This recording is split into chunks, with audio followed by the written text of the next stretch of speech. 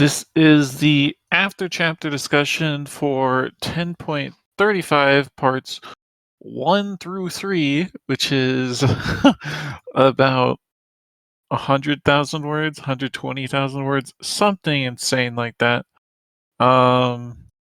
We have a lot to talk about. We have a lot of ground to cover today, but we're probably not going to get to everything because it's just we so just read much. the entire novel. It's just so much. But let's get us started with everyone's general impressions of these 3 chapters, and I will let Red Ink Quill actually start us off since they pinged me so swiftly. Go ahead, Red Ink. Let's hear your general impression. I think this was a very ambitious arc.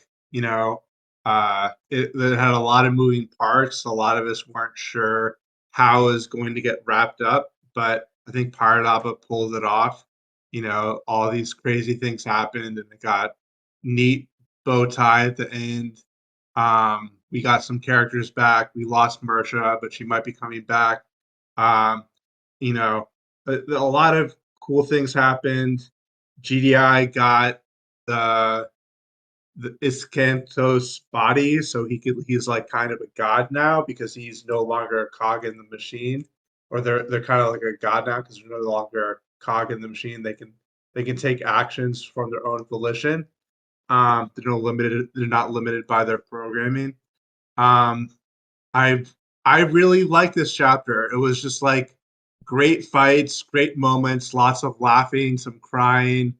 Um, I liked learning about the Goblin King. He wasn't disappointing at all. He's really cool. Um, I liked the gods getting their shit handed to them. I liked the ancient Kreller crying out for getting killed and released from their servitude to the sleeping god.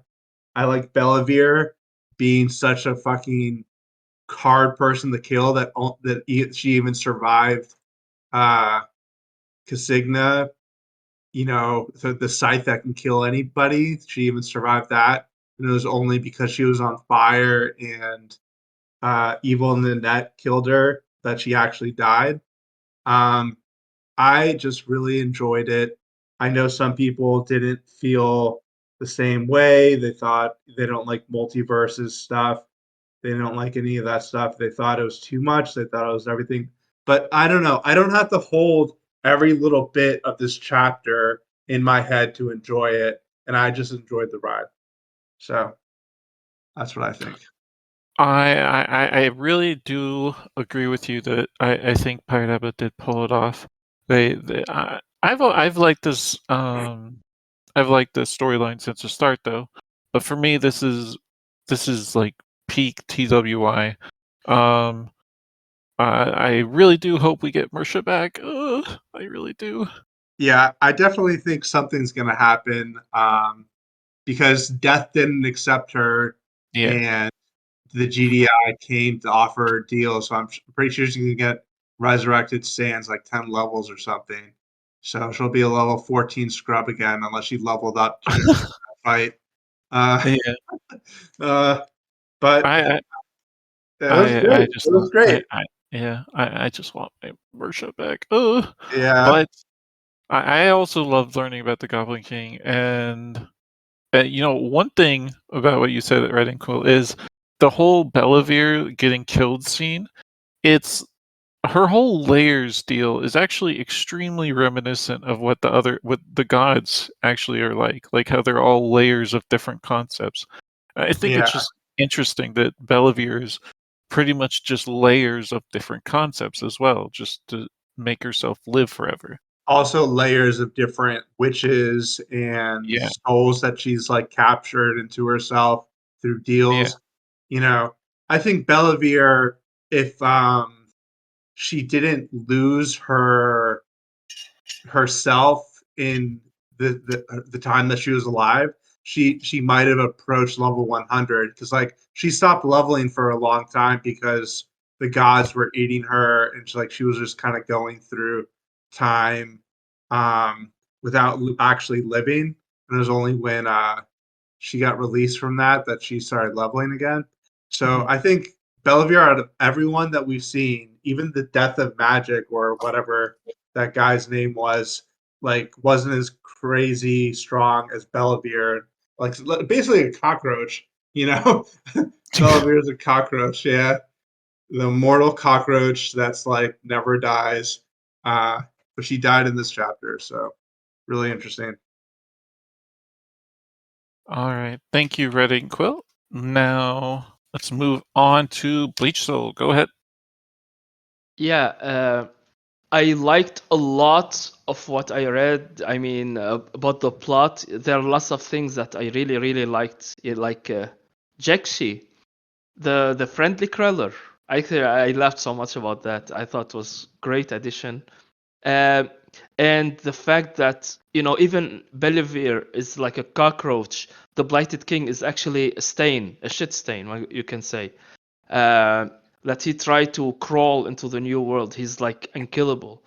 And I liked like so many things. I liked all the revelations. I liked how Nanette realized that she need to move on, because I actually predicted like that to happen. I wanted that to happen because she will become a witch again by class, probably. I hope so. And the thing that really, really took me off of giving it like a perfect score is the death of Marsha. I really don't think it's like a consequence if you just replace her with a cheap copy of Marsha. uh, there are no consequence for the family or anything. I want just Marsha to come back and be with her family. Besides, I'm looking forward to see what will happen to Palace's army. I hope like Rabbit Eater smash them or something. But I really, there are so many things that I really, really liked, except the Marsha thing. I hated that because I think it will be like either some kind of I don't know, like friendship thing or whatever you can call it, that's not gonna make a whole lot of sense, because like Masha walked by Teriarch, he could have healed her like nothing. And I don't know, I think just her death is took me really, really out of the story, because it doesn't make much sense. And I think the real consequence, I read like what Pirates said, and they said about there are consequence. Marsha dying was what Pirate thought, and that's a consequence that for Marsha. But I think the consequence for her would be really having regrets about having so many lives taken in her by her conscience and stuff. So and how she develops based on the decisions and the future decisions she will make. That's actually the actual consequence I will consider, instead of just killing a child. Thank you. Yeah, there's obviously the arc isn't over. There seems to be 2 more chapters. The next chapter and then the epilogue. So I'm sure we'll see what happens to Mersha by the end. But I agree with you in that I don't think her ultimate death is the um, final consequence for her. I don't think that's where we're going to land with Mersha in the future. Obviously, the Grand Design has something planned for her. Um, it. I'm very interested to see what, but I definitely do not think it's going to be Mersha's just gone from the story forever. I definitely don't think that. Otherwise, I had notes. Oh yeah, I one thing I'll touch on what you said, Bleach, though, is the whole Nanette realizing that she needs to move on. I love that because you're right. I think it's absolutely a prelude to her regaining her witch class. She's met Califor. She's talked to Califor. She's allowed Califor to leave of her own volition. It's perfect like release for her. She can move on. She can move past her pain that she had from Califor dying much better now because she's talked to Califor again. It just gives her that much needed release. So I think she will definitely regain her witch class in the near term. Maybe even the epilogue or next chapter. I don't think it'll be the next chapter because I think everything, like all the levels and stuff, is going to be saved for the epilogue. But you never know. Anyways, thank you, Bleach Soul. Now let's move on to Sidehammer. Give us your general impressions of these chapters. All right, hello, welcome me back. Thank you. I am voiced again. Anyways, like I said, I wrote an entire review of the last 2 chapters, and I was really keen on sharing it, and then we didn't have the thing, and now we're here, so I'm just gonna talk. I'm just gonna read off my thing basically. So Mersha in the war zone was appropriately nightmarish. A Goblin King was freaking unstoppable. I think more so than many of us really expected, especially against the mortals, and then holy crap later against the immortals. I was not expecting him to be so scary. That was quite impressive. Then I finally thought they got away in the first. I'm still talking first. They finally got away out of the dimension, and then he freaking pulled it open like Paw did, and I'm like, oh, this is what we're doing now. Like, this is, you know, this is where we're going. And I thought, oh, okay, that's kind of an escalation that I wasn't really prepared for. It was because so many things were happening in the palace. We had what was it? We had the Goblin King. And we had Acolyte Pawn, fake Bellavir, fake Askarash, fake Teriarchs, fake Horns of Hammerad, fake Emarain, freaking Iririan soldiers, plus the Matthias, Just Spear, the hero. We had so many high level people that I'm like, oh, at this point we're just stacking infinities. We're just stacking upon stacking upon stacking. And I'm like, oh, okay, that's so nothing small is gonna be able to finish this. We're escalating to huge proportions.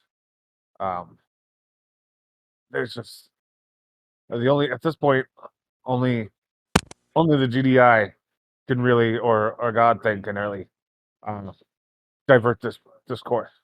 So I was I stopped anticipating a clever turn of phrase or a clever answer, and that was a little bit disappointing. I sort of wanted it. I don't know if I needed this volume to be so big.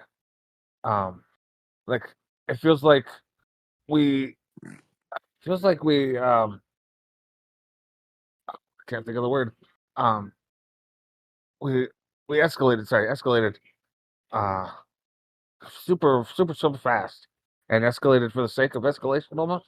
Like it almost felt like if because the last couple volumes have been so big that we needed to go big again. And I don't know if I needed that. I feel like we could have gone small and it would have I would have served it just as fine. Like taking a breath from those huge, cosmic beings, land of the dead and fighting off death. Those are huge. I think we could have taken a breath after that. But that being said, I had a bunch of moments that just stood out to me. Floss headbutting Tamaroth was delightful. I thought that was awesome. That was the first contact of mortal against God that didn't immediately kick or dissolve someone. So that was awesome. And then then the freaking Goblin King turned down and kicked everyone's ass. That was just a one up. That was even awesome.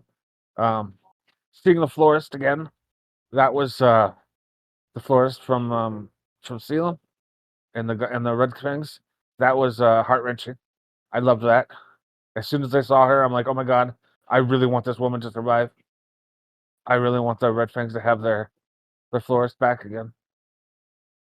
And that was there were so few people I wanted actually, or so many people I wanted resurrected, but so few that I I didn't want it to ruin the story, because death is no consequence. We're just resurrecting people because I wanted Brunker back. I loved Brunker, but then we decided, okay, we shouldn't have Brunker back. It would just be destroying the the dimensions and stuff. And I'm like, okay, I've been convinced. But then we saw Califor, and I'm like, oh my gosh, she would be a perfect perfect freaking addition to the end, along with little Nanette, another Nanette, baby Nanette. That'd be great. And I'm thinking, I'm like, oh god, I want these people. No, don't ruin the story. No, I want these people. No, don't ruin the story. So when I saw the forest, it was like that again. But it was really hard. I wrote a few addendums. Addendum 1, Jexashay. Oh my god, I love Jexashay and Frederick Kriller.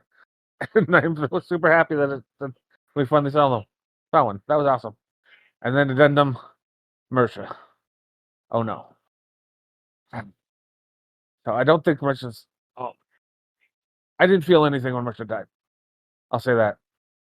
Because I fully expected her to come back. And then I don't know if I'm supposed to. I don't know, reread. Um, half a year down the line, if this will hit harder, because she never came back. But at this point, I'm waiting with, bated breath. Is she going to survive? If she doesn't survive, I think it will.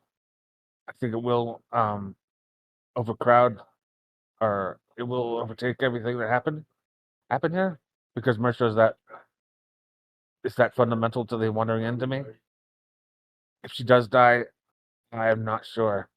Well, we would probably get into this later. But yeah, those were my thoughts, and I really don't want Mersha to die, but we'll talk about those later. So thank you for letting me speak, and I'm done. Thank you, Sidehammer. I had some notes. Hold on. So I think the middle part of the chapter, where we had so many big fights and stuff, that really was just like set up for everything falling apart. It was the action that took us to the final moments, because it just couldn't end until everything had fallen apart, basically. Like the grand design was refusing to truly let everything get destroyed, because it didn't want to destroy all these souls, but it couldn't keep doing what it was doing, even though it had to keep doing what it's doing. So it was kind of just stuck in a loop, and just it all falling apart. It took some time to. It took some time. We got a big battle scene from it. We got a lot of looks into random things like Jakishi and the florist, and I have to say I loved seeing the florist again too. Also, I loved seeing Jakishi. But yeah, it was very much like a smoke screen, a big battle that was very hard to follow overall, because it was written to be like that. It was written to be something that's difficult, because it is just incredibly confusing for everyone involved in the story too. So Sure, no, I get that. yeah. And I actually remembered one last thing that I was just going to say is that, well, first of all, I don't remember who, I have no count of who died and who survived. Mhm. I am completely lost. And my Oh last yeah. thing was, I thought, what was the purpose of this narratively? And you're right, it is that smokescreen. But it's also, I think, just in my opinion, that these are things that we're not getting in the future, or rather, we've seen them already, so we don't need them we don't need these things to be seen in the future. We don't need to see how powerful the Goblin King is anymore in such a huge in such a huge display later on down the line. We can have more personal stories. We don't need the spectacle now because we've seen it. We've seen we've seen the ancient Kriller now. We don't need to see it fighting. We don't need to see everybody, charging into rear to fight ancient Krillers. We don't need to see the gods, fighting against each other again because now we've seen the huge parts, and it does leave us open for the smaller stories down the line. And that was and that's an observation that I had. So sorry, I'm done. Yeah, I think part of the reason why this is this is happening right now that in the volume, like how you were earlier saying you wanted volume 10 to be taking a break more, which was happening at the start, but then we got to this arc, which has continued for a long while. And I think part of the reason why it's so heavy is because this is this is 1 million words into the volume, I want to say, something like that. And that's just too soon to end the volume. So I think we're going to keep going past this, and this will be something like the high of the volume, and we'll take easier afterwards. But anyways, thank you, Sidehammer. Let's move on to Yash Ketchum. Go ahead and give your general impressions. Yellow. General impression was just a huge feeling of overwhelmed. What is the adjective for overwhelmed? Being overwhelmed, but I was overwhelmed. The sheer magnitude of what has been written is nothing short of amazing. I cannot fathom in my tiny little brain how Pirate was able to have such a large output in such a short time. And I believe they wrote that they'd been carrying this idea for almost 3 years now. So, like, that's pretty amazing. Like, that was just building that up in your head. Like, all of us have this, right? All of us have these stories in our head that we just keep building on, and Pirate has been building on this for so long, and it truly came out onto the page in this instance. So, yeah, like, really great. The sheer effort and magnitude of it has to be praised. There's no doubt about it. As for the story and the plot itself, I do feel like Pirate had an ending in mind, and they did whatever they could to get to that ending, if that makes sense. Like, whether it made sense to us or not, um, the ending was reached. Um, yeah, I honestly don't know how to respond to such a something so huge that has happened.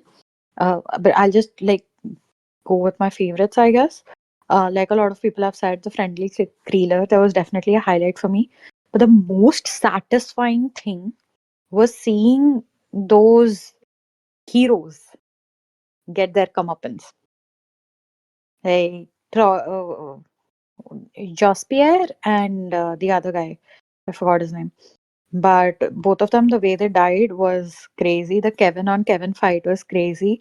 The reveal about the door to Hellstee, that was crazy. And we know for a fact that the Goblin King isn't in Hellstee anymore. Um, I don't know if the Goblin King is dead. Is the Goblin King dead? No, right? No, he broke into the real world. He broke into the real world. Yeah.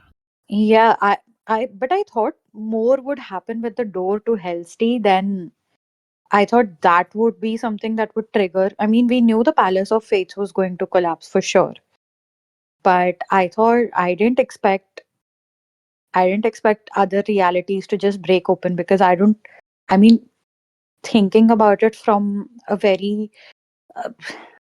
from an engineer's point of view, I guess it makes more sense for data from an existing data set to spill over into or like you have segmented sections or you have partitioned your system, it makes sense for the existing system, for the partitions to break down and for that to spill over, rather than actively creating these new dimensions that are non-existent to begin with, and that spilling over into that. I mean, ultimately that didn't happen, but I thought when we got the reveal, when we saw Kevin going in there, I thought that's where we're headed.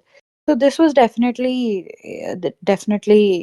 a shock when it happened, when the door just randomly started breaking down. It was good to see Markeen though. I adored Markeen. Like, probably the second most satisfying thing that happened.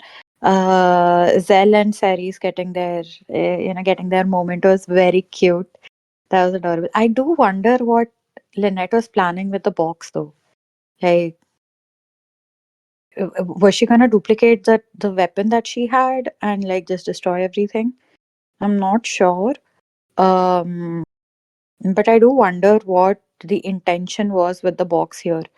Um, I do believe that Pirate has created a system and is playing around with the system and is at a point where they've realized that, okay, I am the creator. I can do whatever I want with it. So let's just do it in a way that is mostly palatable to people. And let's just break it all down. I think that's what happened here. Nice to see, like watching, like watching. Oh God, I didn't. It was just abject horror, of everything that happened. I'm happy that there are more dragons in the world for sure. So the Dragon of War was amazing. Like, the whole Markeen bit was just amazing. I wish we'd gotten more of that. Um, I did find myself skipping over some of the fight scenes. Um, there were just a lot, and some of them, I just was not invested in the characters because I know these are not my characters. Like, a lot of the fight scenes between the people who had come out of the doors, people I was not invested in. I just did not read. Um, like, just like skimmed through it. Like, it's a sin. It's a cardinal sin in my book. Like, I shouldn't have done that. But then there was just so much, and I wanted to get to the end quickly. Branker, I'm very happy Branker didn't join. I don't like Branker anyways. So I'm happy Branker didn't come back. And it would have been so sad to break up the little family of theirs anyways. So I'm happy they got to a new place. The cheat in the system, finding a place, finding a door to a place without levels, a place where all of these people could exist together. Sure, that's a good solution. Like, I mean, sure. Um, I did like the lore on the gods. I liked we got a mention of the goddess of afterlife, Deitrichne. Deitrichne. I don't know how to pronounce her name. That was really nice. Um, Casigna and Eren fight was really cool. One of the coolest things that I've ever seen. It was like very nice. Yeah, overall there were a lot of cool moments. But so many of them that I wasn't able to give each one the kind of awe and amazing, the kind of reaction that they deserved, because there was just so much going on. So yeah, overall impressions, this was a lot. It was not bad. It was just a lot. All right, thank you, Yash. I'll touch on a couple things that you talked about. So, in terms of the Hellstein mirrors, I really think that those are what's going to be saved for any future Palace of Fate shenanigans. We know that the system is going to recreate the palace. So it is possible for it to re-enter the story at some point, and at that point, I think, is when we'll really touch base with the Hellstein mirrors and with the garden in it, because right now this was focused almost purely on the whole alternate reality aspect, whereas the Helsingmirs were touched on just a small amount. Otherwise, what else did I say? What did I have notes on? Oh yeah, the intention of the box. Like, I think most people have speculated that she's going to put the Phoenix Fire bolt into it and use the box to rapid fire Phoenix Fire bolts all over the place. Which, when you okay, so in part 1, Ragazzi, the Goblin Lord of Civilization, was said to have, what was it called? The submachine gun that just shot like hundreds of fireballs every second. And that's just like a tier 3 spell. And it was like a relic that could be put in any era and it would just be amazing. Meanwhile, Lionette over here is going to try and machine gun Phoenix Firebolts, which are, I think, tier 6, something like that, out of the box and just detonate everyone around her. That was basically her intention, I think. Though, who knows how well it would have worked against the gods. It certainly would have killed everyone around her, though.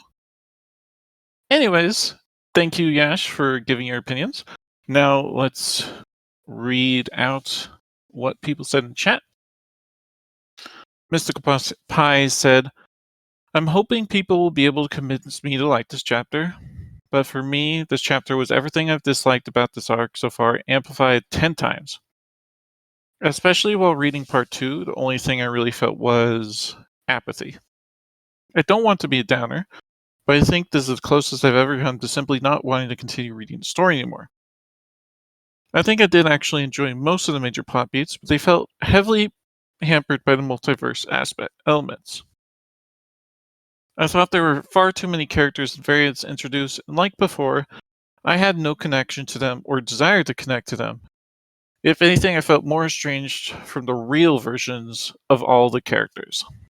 That's always going to be a problem with some aspects of multiverse stories. Is it's hard to connect with every version of every character, and then when you have so many of them, it's hard as well. And I think part of that is coming through in even just Marcia. At some point, she says that it's just overwhelming to her, and she just wants to get home now. And I think that's part of what this chapter was about, is just how overwhelming it is for everyone. Everyone so far has mentioned that it's like just an overwhelming amount of things happening. And I think now that Palace is over, it'll be much more manageable, and we'll get back to seeing the consequences of who came through and how they affect the world around them. Anyways, Mike says, overall, this chapter gives the impression of being well crafted, with a clear direction from the start of part 1 for Paba. It addressed many of the issues I had with Arc in part 2, and it included some key reveals I don't think could have fit elsewhere in the story, like the scene with Azzy dying or the exploration of Belavir's immortality. I'm really satisfied with Halrak's duel with Kasigna. However, I would prefer if Mercia's death is final so the consequences feel genuine. Either that or we could get Vampsha. I really don't want a resurrection arc for the original Mercia, though. She's either dead in Anheaven or Diotria, or Obi-Wan Ghost, or reincarnated. Lord Morg going to primary timeline is probably the most satisfying thing for me. See, I've seen both people saying they don't want Mercia to be resurrected, and people who say that that's the only way they think it'll all pay off. And I definitely agree more with people saying they want her resurrected, simply because Mercia has had a lot of genuine consequences through this arc. She's seen so many things. She has to live with all of what she did that caused this. How she just wanted a few friends back, but what in reality she caused is a giant battle with countless people dying, basically. And that already is a huge emotional toll on her, along with her just dying. So even if she's resurrected, she died. That takes a toll on people, and I think that is in itself enough of a consequence. I'm not sure it needs to be more than that, but that's up for everyone's interpretation, really. Tenia says, I enjoyed a lot of what happened, especially most regarding the GDI, Mersha and the Maiden, even if I have a few caveats with this last one. At the same time, the first part with the war in a far future world I found too slow, and when things crack and the doors open, I think there was too much chaos. It was hard to follow the story in some moments, but I do think that most of the plot threads were tied in a mostly satisfying manner, with maybe a few exceptions. The scope was a bit too big, with multiple copies of many characters. And I think this also means a good number of characters were forgotten or done dirty. The situation was almost impossible to write without this happening.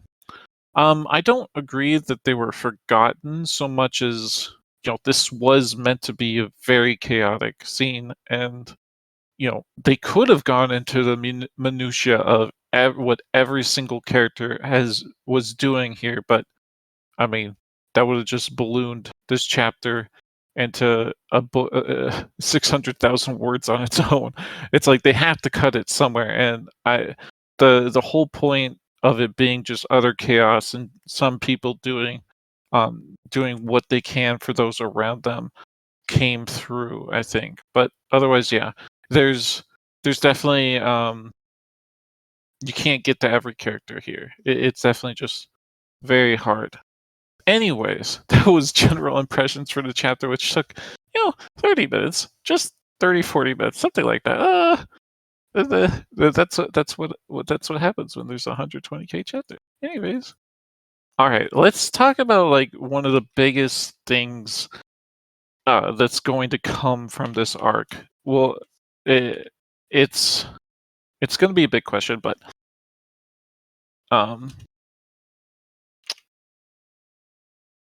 what will happen to the people who cross into the real world? What is going to come to the Goblin King? What about the clones of existing people? Who entered the real world? And do you think the copies that enter the garden will continue on into the story? Six Terriarchs and Sheeta, Zell, Cessaries, Beach Kevin, Ragathsi, and bodyguards, etc.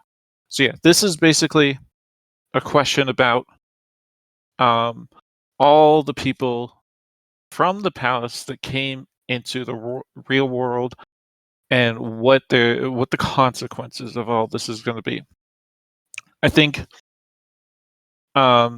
biggest thing is definitely the Goblin King and Sheeta plus the 6 Dragon Lords. Obviously, the Goblin King has shown himself to be extremely powerful, but he's also been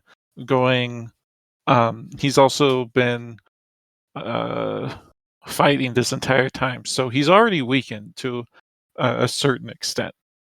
But I think it needs to be dealt with. The Goblin King needs to be dealt with like as soon as possible. So I think that is what is going to be part of the next chapter and the epilogue, at least. There's some world where he retreats into the world and just lays low for a while, but I don't know if the Goblin King is capable of that long term.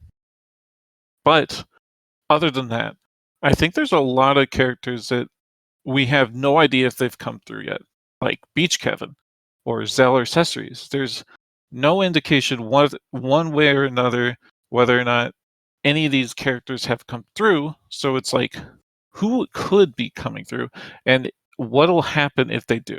I think one of the only ones we have is Lord Moore being confirmed as like running back and coming through, which is really interesting to see. And I hope he doesn't just die right away, because Lord Moore is a fascinating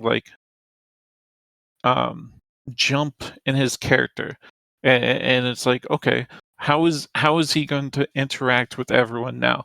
How is he going to interact with the old half seekers? Are they going to rally around him? Is he going to be welcome there? I don't know. But yeah, that's basically what's going to happen with all the clones of these people too. It's going to be something that's it's going to be very interesting to see how it goes. And I'm also interested to see what happens to Lionett now that Marsha is dead, and Lynette's not going to be happy. Anyways, I'll stop speaking and let Yash take over and give her answer to this. With the Goblin King, I think I want to see the Goblin King and Elia. The Goblin King might end up on the hill with the statues, and he might end up seeing Sprigena. I do want to see his reaction there. Overall, with the Goblin King, I think the best way to deal with him is to, we still have some roots left, right? Is to lure him back into the palace somehow and just push him through one of those doors. Push him through to Hell's Day. Like, put a root in, push him through, and then take it out, like, quickly. That's the only thing because defeating him, I don't know. I don't know how that's gonna work. Like, that might be the only way. My biggest worry is how the pace of technology is going to move now. We have a lot of people coming in with guns. And yes, we know that other places in the world right now, the Baleros people, the eyes of Baleros people. And we know that Rochelle also has guns. So guns becoming more mainstream is going to be a thing now, I think, because this kind of technology cannot be hidden for very long. So I'm not sure what's going to happen. Like, I'm not sure what's going to happen with the tech. If Lord Moore has come through, then if the Goblin King goes into hiding, I think first we're going to see the Goblin King. I don't know how he'll be dealt with, but once he's been dealt with, I think the next thing is going to be the Mother of Graves arc. I feel like we have to correlate each character with one unresolved arc, and that's how it's going to jumpstart. Like, that's how each arc is going to jumpstart, because certain characters are going to care about certain things more than others. So um we have the Goblin King, we have the Mother of Graves, Rear. There's obviously, they're bringing knowledge of Rear with them, what happened with Rear, what Rear is doing. They might aid the demons. We have information, at least some of the, I don't know who all, I don't know if the friendly Kreeler talked to anybody about being friendly, but the Jakshish, the mere fact that he was mentioned means that at some point we're going to see him come into the story, and we're going to get the whole sleepy, I think, but that's like really, that's going to be very late in the story, maybe in the final arc of the story. Immediately though, Mother of Graves and Goblin King is what jumps out. Yeah, like, who else? Who it was? Ceres, and this thing, we might see an arc about political arc about turn scales. I think that would be really lovely. Trying to trying to destigmatize being of a different orientation. So that would be really lovely. Yeah, like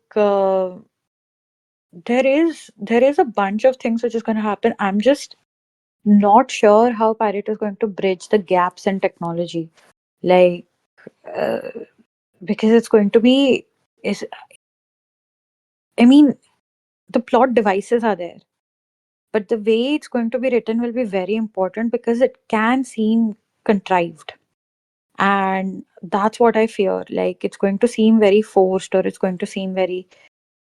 I'm worried about how it will be written more than where the story goes.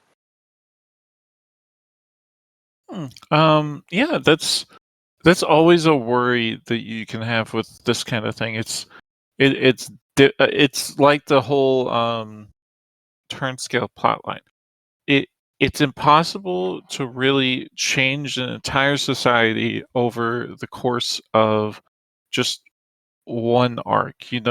It's hard to give all these people advances in technologies and just have them get it, understand it, and start using it within the span that the story can tell. So it's Exactly. definitely very important to like. And I think Pirate has put in the seeds of industrialization. We've seen it with solar cycles.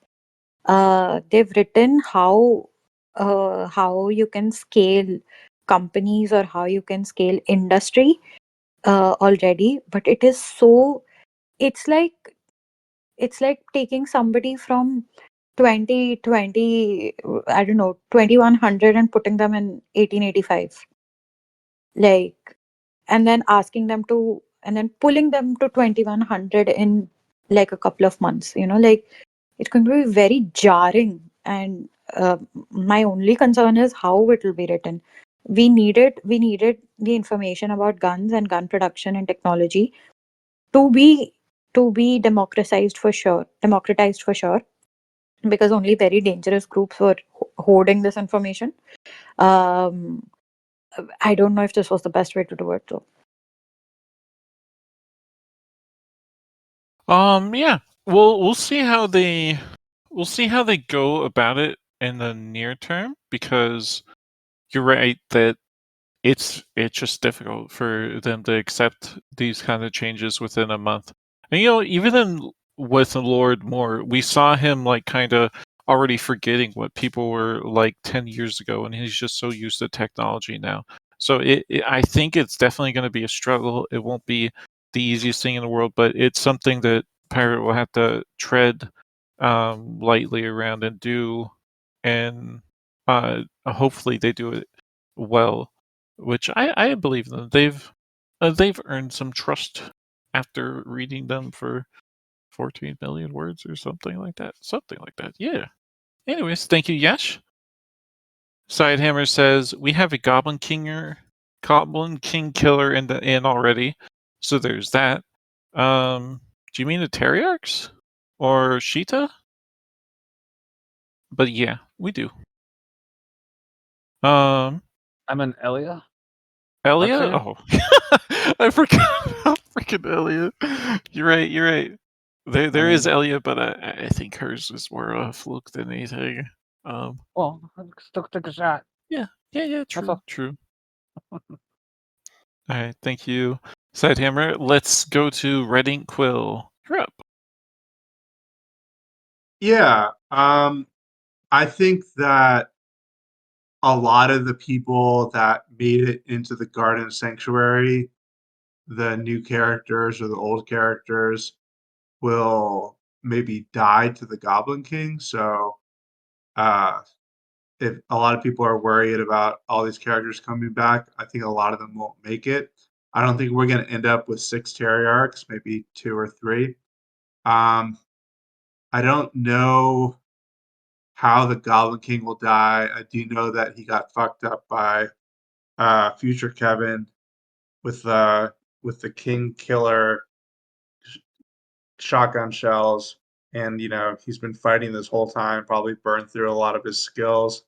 Um, I do want to see Lord Moore. I want to see Zell. I think they did evacuate back out through the door when the fellows were advancing. So I do think Zell and Saris made it. Maybe some of the I think Ragatha made it because she was following the Goblin King, and maybe all her army or the bodyguards at least. Uh, I don't know if Numb Tongue and the uh, Red Fang 5 or Red Fang 10, I guess, made it. I don't know if they went out through this door or the door to the new reality, the new multiverse reality. But I think the Goblin King will die in the garden, maybe facing the statue of Sprigana. And I think Elia, Shetta, and the 6 Teriarchs, and maybe Ragasa and the bodyguards will have something to do with it.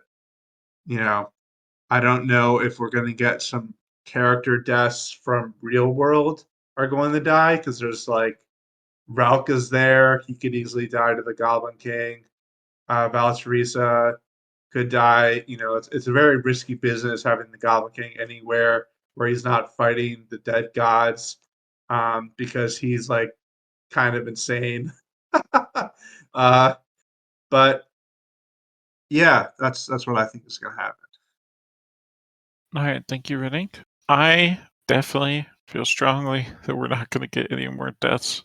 I don't think, because this is like the very conclusion to the arc, and I feel like more deaths of like people from the inn, it will be overkill with Mersha already.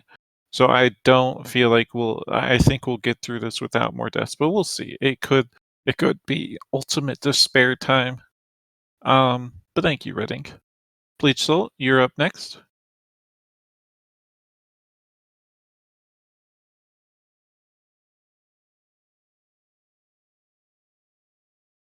Bleach Soul, are you there? Yeah. Can you hear me? Yep, I can hear you. Yeah. All right. Yes. Yes. My thoughts are that I hope at least the Goblin King go and smash Palace's army that's attacking Goblin Home. I want Palace to suffer an extreme, terrible losses, and I want what I don't know what will happen to the Terriarchs, but I do not expect for all of them to be there. I think like the fake ones will look at the real one and then they realize, like what Nanette realized. Hey, I don't have to be here in the living world, so they go to the Fey world and stay there. And I don't know. I think probably Kevin and more. Even though I want them to be back because I like their characters, I think it will set like terrible precedent about bringing dead people back. Yeah. So I don't know how. I think everybody else who all the copies will end up in the Fey realm. And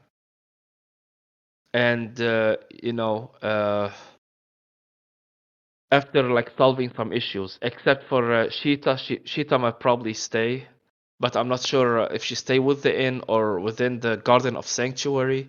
But I believe like she will not like have that huge impact on the outside world because she doesn't want to. She thinks I think she thinks like the world has passed by her, and she like needs if she's alive, I don't think she will start wars or go and recruit and do anything. I mean, she had like perspectives right now, and she noticed like what's happened, what she's done, and she had like thousands of years of reflection.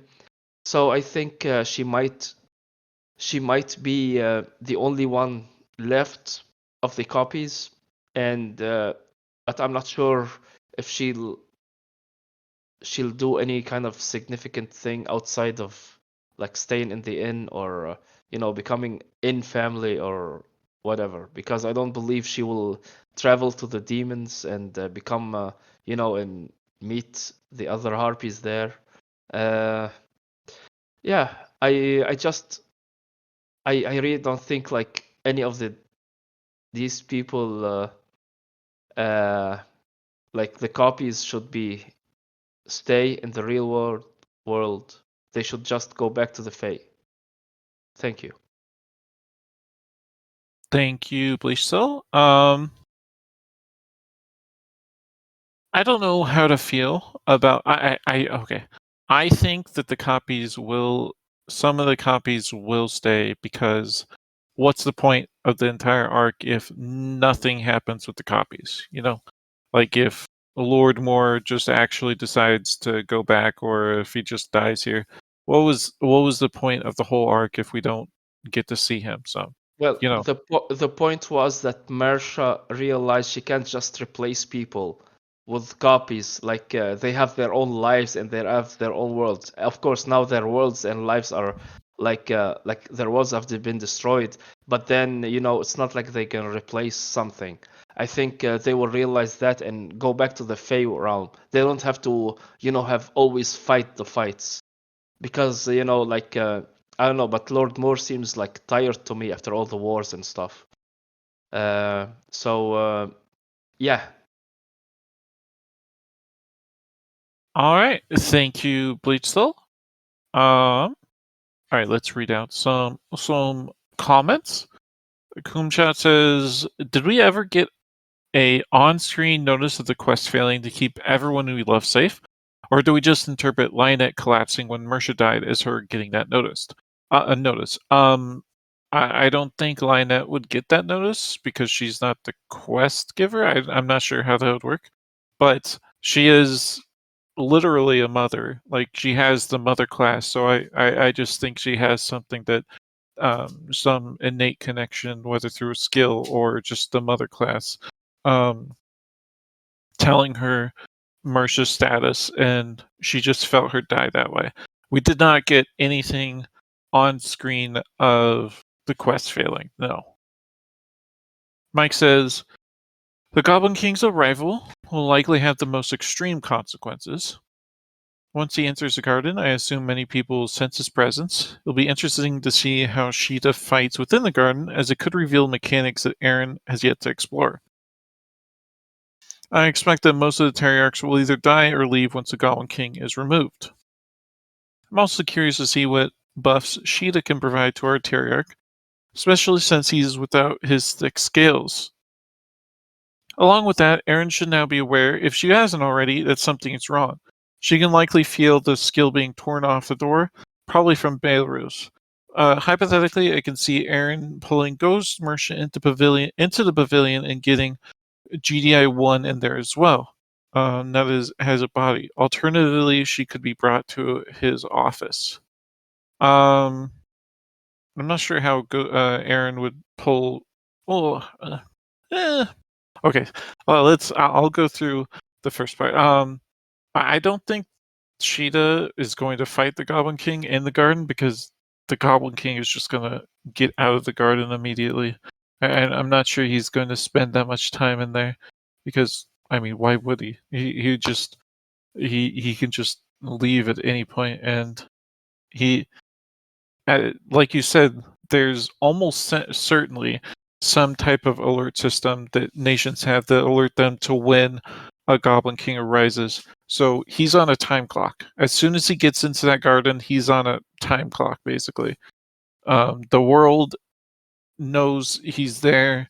He can't mess around. But yeah, I'm very interested to see how Sheeta will interact with the Terriarchs, and what they'll do. A council of Terrys later on would be funny to see, but I don't think we're going to get 6 Terrys for the rest of the story. That would be fun though. Anyways, Kainia says, I'm kind of in a blank about this. It was confusing how everything happened, and a lot of different things could happen. Beach Kevin has been developed too much to not continue with him, sorry. And I'm okay with it. Learn more could also be interesting, have more of an effect with the overall story. Azil and Sisteries could be interesting if they're more involved with the overall problems with Drakes. The rest, no idea. A lot of things could be made interesting, but there's always the risk of too many characters to follow. I mean, at this point, we have so many characters that order a few more. But I don't think it's going to be a ton of new characters, and we're definitely not going to, follow every single one of them. They can be background characters, and they could be background characters in list score. It doesn't mean we don't need to just follow them for the rest of their lives. But yeah, thank you, Canias. Mike also says, like the Council of Mr. Fantastic, because they are the smartest man in the universe ever, or Kane, etc. Would be funny to see Terriarch actually having to compromise with himself. I somehow doubt Terriarch would ever compromise with himself. I somehow think that if it came to a council of Terriarchs, they would eventually all kill each other. You know, probably. Anyways, Sidehammer, you wanted to speak? Go ahead. Yeah, there was an idea a while back of maybe the Merces joining together, or being fused into one being of some sort. That could be perhaps arranged by the GDI. I don't know. I don't see a Council of Teriarchs going very well. Um, they're probably the easiest to fuse together if you needed to, but I could just see them being paired off or killed off by the Dragon Lord or by the Goblin King as needed. Mostly I want to. I mean, just as people I'd like to see kept around, probably Califor, the Florist, Zelen series, Beach Kevin, and Lord Moore. I'm not sure I really want anyone else. So that's my my want list or my need list, I suppose. But everyone else could probably pair off. Or I do hope that it is done with this volume or this arc. I don't really want to see the Goblin King any further on along, or any. I don't want to see him next arc. Basically, I don't want him to be the basis of the next, the next volume or the next book. So yeah, that's mine. Thank you, Sidehammer. One thing I will note is I doubt this is going to be the final end of the Goblin King. Like I think he will die. Just because starting a Goblin King rampage right now would necessitate a huge arc just to deal with him if he doesn't get dealt with immediately. So I do think he will die sometime in the near future, but I don't think he's going to be removed from the board completely. Like, he'll still be in Hellsty, he'll still be capable of coming back through just goblins becoming goblin kings. Oh yeah, So that's fine. That's yeah, fine. I just want this one in particular not to be the one to yeah, deal with. I want yeah. the real Goblin King to be the real Rabbit Eater, and the one, the one that we have. That's interesting. I wonder if having two of the same soul, because if it works how it's always worked in the past, this soul of Rabbit Eater is going to go to Hellsty with everyone else. So if Rabbit Eater then becomes the Goblin King, there will be two Rabbit Eaters in this gestalt of souls. I wonder if that will affect anything, but I think that's for long down the road if it ever comes to pass. Yeah. Anyways, thank you, Sidehammer. Bleach Soul says Geneva should also get other Mii's skills. Oh yeah, that's something I had a thought about just the other day. That she is like tailor made for other Mii's skills, and if she gets it, or if one of her clones gets it, in particular, what's her name? Beth. I think it's Beth. Beth, something like that. If she gets it, that would be great too. But yeah, let's move on. We'll do two more questions. Obviously, we can't do everything for this arc, and we can't cover everything, but we're doing some more general questions here. All right. So, did you like the way the gods entered were treated in the arc? And what will the crone do now that her aspect is gone? The gods obviously came in. Consigna and the deaths and all that were watching this from the start, but the actual god's involvement in the palace pretty much was confined to these 3 chapters. So I think that I definitely appreciate that the gods were dealt significant blows rather than gaining a lot of power from this. I also am very happy that the crone is now vulnerable. She she can't be the goddess of death anymore. There's no way she can ever be the goddess of death again. And that was like the biggest issue with her beforehand. She was the goddess of death and she was nearly impossible to kill. Now she can't be the goddess of death anymore. And I'm very happy about that because it was always difficult to imagine how she would actually meet her real end if even during the winter solstice she wasn't permanently killed.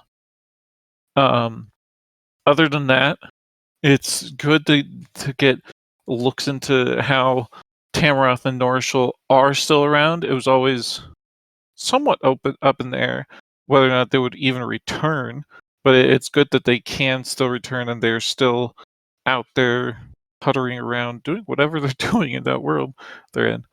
But yeah, I definitely enjoyed the gods getting smacked around rather than just having free real estate here. Anyways, Bleach Soul, you go ahead. Yeah, I really liked the fight of the development of the maiden and how like she cut off, the aspects of the god. Um, I liked. I actually was not expecting at all the gods to be involved in this arc. To be quite frank, especially not Immerhain because he was in a box, but he found the loophole apparently. But I really like that. She poked Tamaroth in the eye and she cut Cowan's sword, which is great. Cutting aspects and everything, so they are weakened. I'm not sure that I liked that they just went on a rampage and ate souls of of simulation worlds.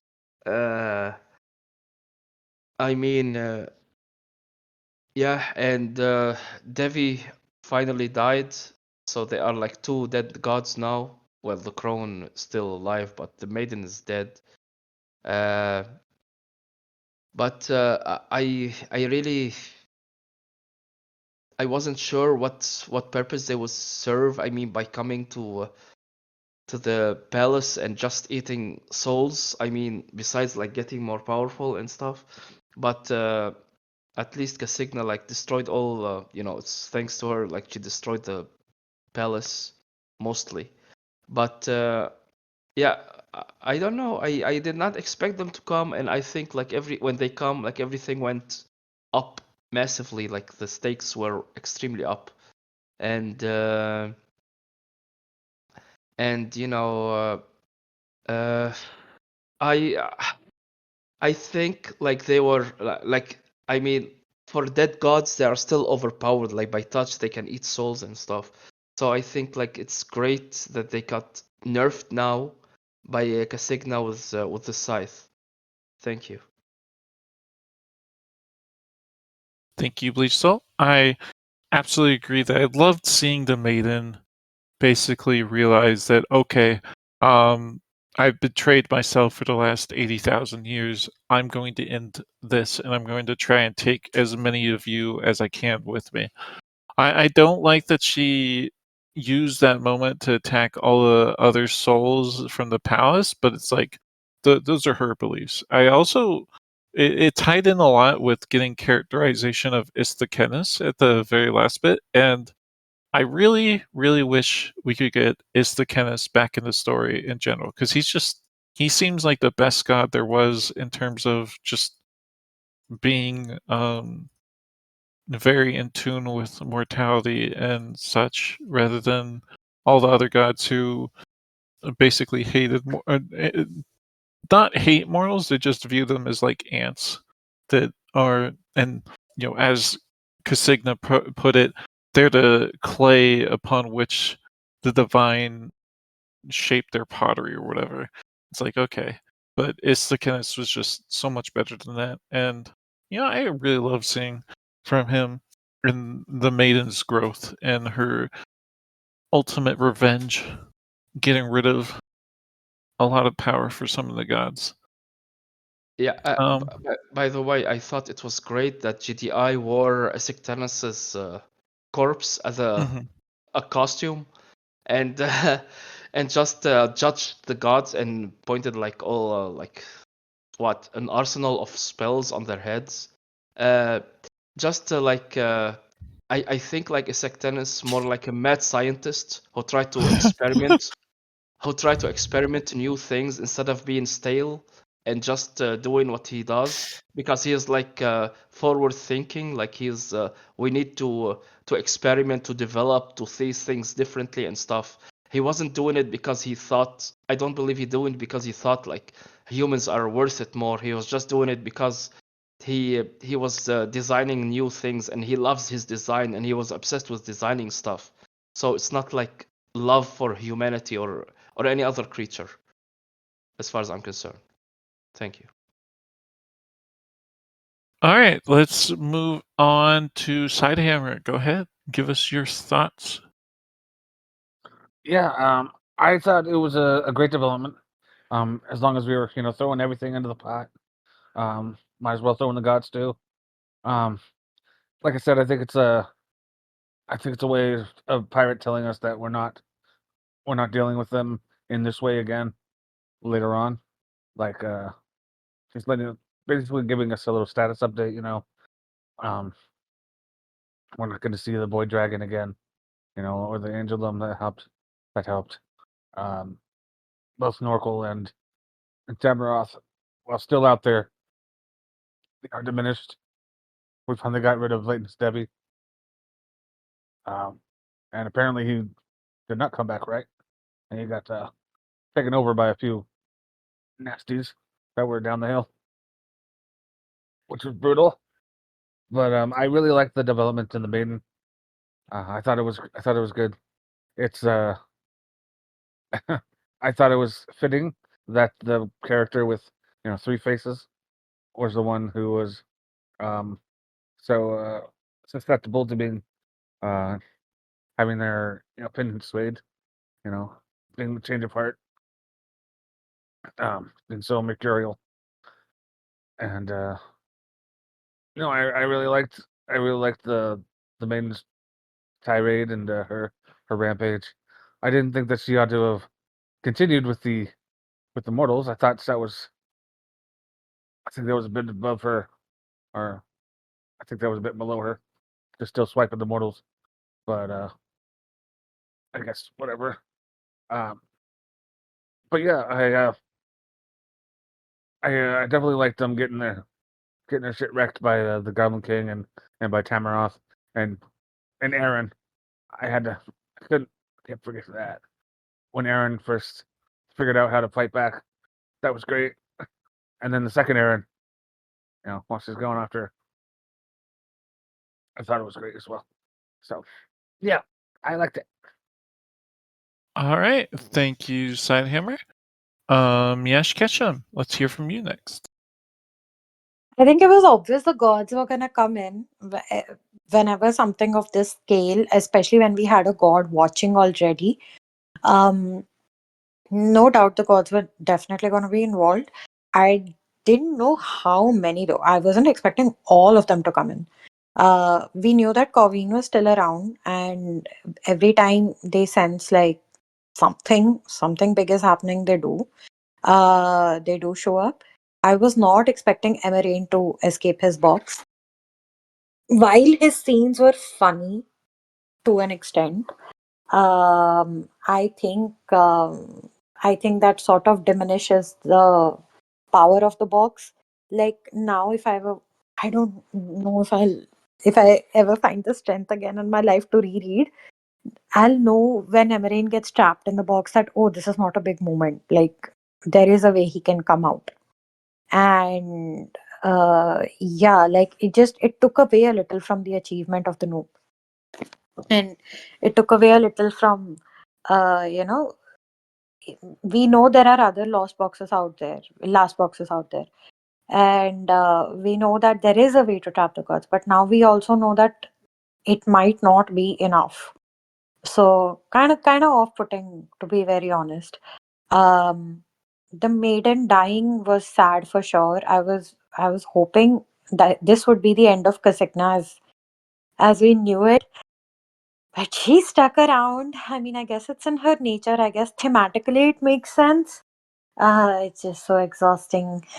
Like, at least she's not the goddess of death anymore. And this is one thing I really, whenever we deal with Kasigna chapters, or whenever pirate writes about death and endings and this thing, there's something that I mean, I know I've been exposed to these ideas long enough that final death or final end is a thing in the West. But in from my perspective, from my exposure, things don't end like ever. We have a concept of nirantar, which means never ending. Or like the subcontinent, the South Asian subcontinent, were very comfortable with the idea of infinite existence. Nothing is ever created or destroyed. It simply is. It only transforms from one form to another form. So the concept of absolute ending never really made sense to me. And so we thought Kasigna was the goddess of death, right? Absolute end. And then we realized, no, she's not the absolute end. There's even more. She can eat herself.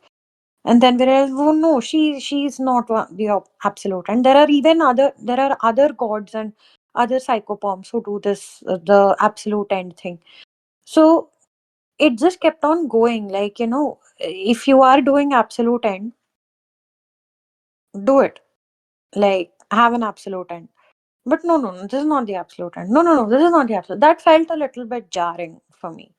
Um, so it just, like, I don't know. Like, while I am comfortable with the concept of infinite existence, uh, saying that there is an absolute end and then not showing it, that just felt very like, what's happening here? So the concept itself, I was struggling with a little bit. Yeah, Maiden, very sad. Like, I feel like we lost a good character here. Um, the other gods, Devi was never important anyway, so his demise didn't feel that impactful. I would have been happier if Tamaroth or Enuryn having escaped, had he been the one to reach a final end, that would have been more satisfying. I feel like Devi was sort of the one nobody cared about and he died. But Tammy will have another arc with Laken in the future, I bet. And Emmeline, probably with whoever is left in Westrum, probably has some influence. So at some point they're going to come back. So I guess Parrot is leaving those doors open. Yeah, like overall, gods were expected, but not a very satisfying ending. I just hope, like, so one of the discussions we were having in the group, I was having in the group, Patreon spoilers after reading the chapter immediately, was conceptualism, like gods having corpses, gods having bones, um, especially when they're supposed to be ideas. Like the end, like the way I had imagined it, there will be people are made, at least gods make people so that people believe in them, because that sustains them, it keeps them. It's a way, it's like we grow food, it's like we do farming, that gods farm souls. So that's why people exist, so that the ideas stay alive and the gods stay alive. But if people don't exist, free will doesn't exist, and gods don't exist. um at least that was the idea that I got initially when I was reading the story. When it didn't turn out to be so, one of the reasons why I felt like the gods eating the simulations made sense to me was because they possessed free will, and anything with free will may have a soul, especially in Western lore. So that sort of made sense to me. But if they are skill based, that they don't have complete souls, uh, they didn't nourish them as much as other people did. That didn't make sense to me. That and it was inconsistent. Like the whole concept, the way it was written was just a little bit inconsistent. It wasn't bad by any means, and within the limits of the story, it worked well. But my own perspective and biases, inconsistencies in my own perspectives about the story was what jarred me a little bit.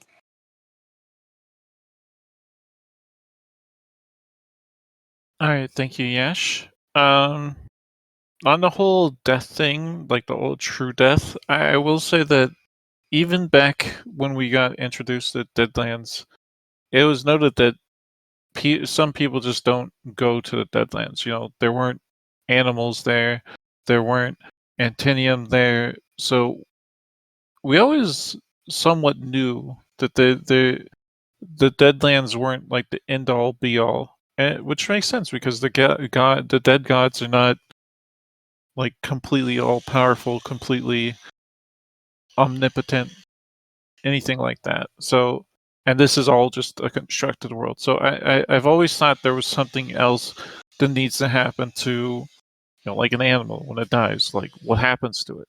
It doesn't go to Deadlands, so where could it go? So I've always thought there was something more to that, which makes me accepting the deaths easier for me in particular. The way I saw it, the way I conceptualized it, at least, why the Antonium didn't go there, or why animals didn't go there, I always saw it as people having free will going there. Because belief, if let's say if my sustenance is food, but I have all the ingredients for food, but I have all ingredients for, let's say, wheat. I have all the chemical ingredients for wheat, but if it's not in wheat form, it's not really going to nourish me. Similarly, if it doesn't have the wheatness to it, it's not going to nourish me. So similarly, free will is one aspect of sentience, or food aspect of the food that is required to nourish the gods, is what I thought. And Antonium, they for a very long time did not have free will. And even older Antonium who did, they probably, my guess is that their souls were retained by whatever is in Jir. But so that's why they never ended up there. But the others who never had free will just didn't end up going there. So that was my take on it. Why the other things were not there. We knew the goblins were going to Hellstee. They have free will, but they were heading to Hellstee. Antonium didn't have free will for the longest time. So they didn't go to Casignal. So I don't know. Like now, the way I had structured it in my brain to make sense, that structure did not work. So it is it's a very personal, like personal pain point, not necessarily an overall pain point. All right, thank you, Yash. Let's move on to final thoughts from chat. Nobody said, for me, Maiden ended up being the protagonist of the chapter. I end up cheering for her to beat Hallrack, which felt weird. Kainia says, I was a bit nervous in the beginning. I think that they are not developed enough to continue right now as main antagonists, and at the same time, I don't think they should die or disappear too easily. So the manner in which it ended up, I think, was appropriate. The maiden was interesting how she changed, was satisfying to follow, even if I'm not sure that she should have been so much into returning all the souls. Her problem was with people returning from death, but all those souls were newly created. I liked her end as well. Well, a lot of those souls were. I think the whole concept of creating life like that, copying new people from other people, was just anathema to her. But yeah. Mystic By says, I guess it was nice to see them knock down a peg, but I didn't really enjoy the inclusion of them or the deaths in this arc. I just felt like it was complicated and chaos inducing in an arc that was already incredibly chaotic. I've never really enjoyed the way the gods are characterized, though. I love the idea of the main villain being dead gods or barely hanging on, but the actual execution of the gods' characters and the effect on the world has never worked for me. The characterization of the maiden felt like a step in the right direction, but with all the chaos in this chapter, it didn't quite connect for me. All right, let's do one last question, and then we'll stop. Yeah, we have to ask this question. Will Marcia be back? What do you think the Grand Design's plans are for her, and what will happen to Marcia overall? Obviously, we talked about this quite a bit earlier, but any last thoughts you guys have on this? Anything you didn't state before? Let's get it out. I think Marcia's going to come back in some capacity. I don't think it's going to be like the Grand Design's assistant or anything like that. I've seen quite a few people actually come up with that theory, and I don't think that will be it. That's still far too disconnected from the rest of the story for really to consider her coming back. Like for me, when Numtongue got Pyrite's ghost as a skill, that wasn't Pyrite coming back. Pyrite never was a significant character through Numtongue at that point. He was still just dead, and he was still just not really there. So, and if Marcia suddenly became the assistant of the Grand Design, that's a very similar situation where it's not really coming back. So I think something significant will cause her to come back in much greater capacity than something like Pyrite. But otherwise, let's hear from you guys. Bleach Soul, you're up. I want her to be back fully, like body, soul, to her family, and live. It's really hard for me to see an 8-year-old getting killed after seeing like all this. After her being in the story for like 13.5 million words or something. Yes, I want her to go back to her family and just live with the consequences of what she's done and develop based on that. I don't want her to have any kind of special treatment from GDI or whatever. I just want her to just live her life as best as she can with the lessons that she learned and the life lessons that she learned. Yeah. Otherwise, I don't want fake Marcia to take over her life. I don't want her to be a ghost. I don't want her to be any kind of GDI assistant or whatever. I just want her body, her soul to be back with her family. And that's it. All right, plain and simple. Thank you, Bleach Soul. Yash, you're up next. I kind of don't want her to come back. Like, maybe what happened to her body anyways? Like when the Palace of Fates collapsed, did her body go with it? We don't know right now. It's up in the air. It's up in the air, right? Like, do you think if the palace rebuilds itself, it'll rebuild itself with Marcia's body in it? It could. It depends on how the Grand Design feels about her, but it certainly could. Yeah. Like, and I mean, if it does, what are the chances? But it's so repetitive of what's already happened to Erin. Like, I think we've already gotten the death of a main character and bringing her back. I don't think I don't think like I really want Marcia to come back, but I don't know a way in which she can come back satisfyingly.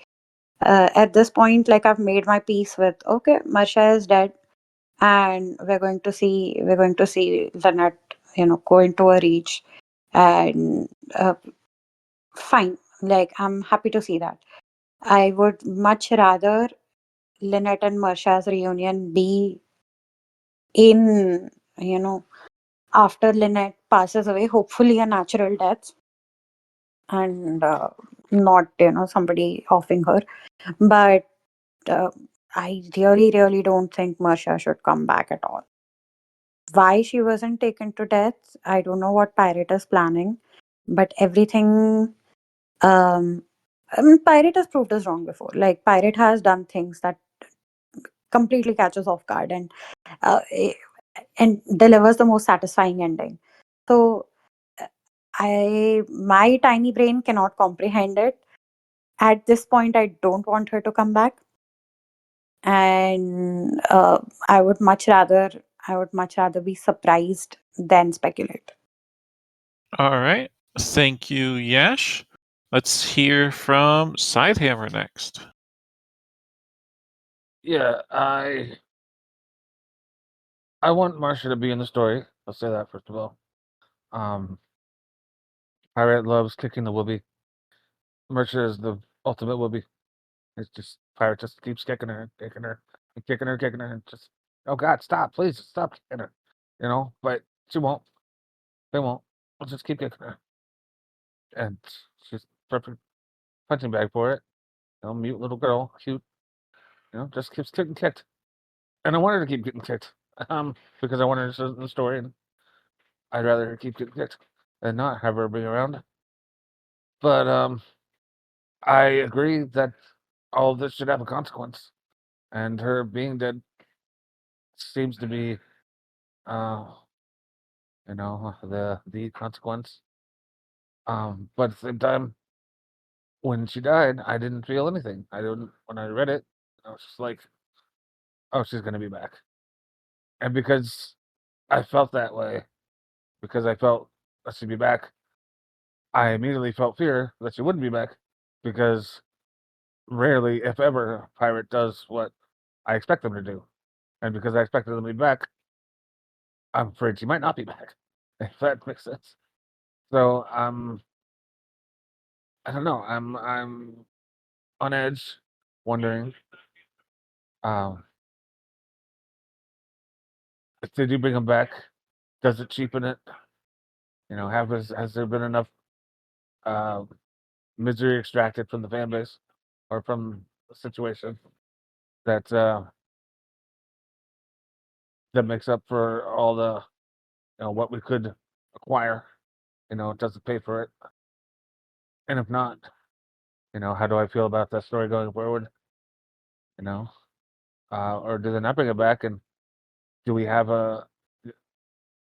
is the aftermath of a dead Mersha something we can really sustain? Um, sure, we have an extra, but it's not Mersha, and everyone knows it. It's not our Mersha. And I don't know if I could. It seems wrong to give Leonette that arc in trusting her daughter, and it being the one in which the daughter completely fails and dies, and alone in the hallway. So I don't know. I think it'd be bad story wise, bad storytelling in a way, if this is where we kill Mersha. And I don't know, she still has a lot to do, which is one of the reasons, to kill the character. If you want impact. But I think narratively she still has a lot to do. And they'll bring more. And I think I don't know. I really don't know what's gonna happen. That's it. All right. Thank you, Sidehammer. Mystical Pie says, I would normally say Mersha shouldn't have, come back because I really dislike revival of characters unless it feels very earned, and we've had quite a few character resurrections in the story already. On the other hand, I like Mersha a lot. I'm gonna let Pyre cook, but I'm just not convinced it was necessary for her to die and then come back. It just feels like she already had enough consequences from her actions without dying. And Mike says, I still don't believe her coming back is the right solution, but if she does, I would rather her keep the levels instead of taking them away like other returning beings. She only just got level 20, no resurrection arcs. If she dies properly, she can go to Diatria, for example, because I think she successfully fulfilled the requirements of it and would allow a new place to be explored. And Bleachel says, Marisha was abandoned, her tribe killed, she was kidnapped, persecuted because of her fur color, hunted, and now this. It's more than enough misery for an 8-year-old. She should not have died. And Geiger says, I honestly don't know what will happen, but I think as equally important as revival's feeling earned, I think death should also be earned. I don't really feel like Marisha earned her death. She was kind of shown up by Roots Marisha through much of the last few chapters, in my opinion. My biggest guess would be there's going to be some fate swap between Roots Marisha and real Marisha. I also agree that Papa should stop using the 8-year-old as a beaten horse. Separately, could it be argued that any point regarding Marisha at this point in time should be considered null and void? I hate this pun. Thank you for introducing it into the world. You are truly a punster. All right. I think that's everyone. And that's all the questions we're going to get to. This has already almost been a 2-hour recording. Thanks for joining us for this after chapter discussion. Hopefully, we'll see what happens in 10.36 coming up in this weekend, most likely, I hope. And yeah, everyone, thank you for joining.